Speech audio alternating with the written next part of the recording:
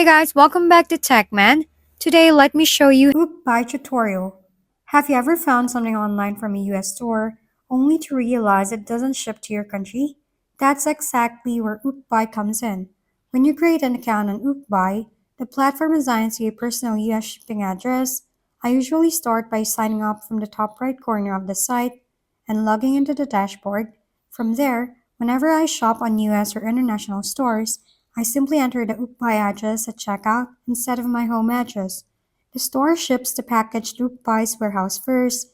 Once it arrives, Oopbuy notifies you in your dashboard, and that's where you can manage the package. For example, you can combine multiple orders into one shipment, request repacking, or choose international forwarding to your home country. After selecting your preferred shipping option and completing payment, Oopbuy sends the package to your address and you can track it until it arrives. If we've been helpful, kindly give us a thumbs up and don't forget to hit the subscribe and bell button for more contents.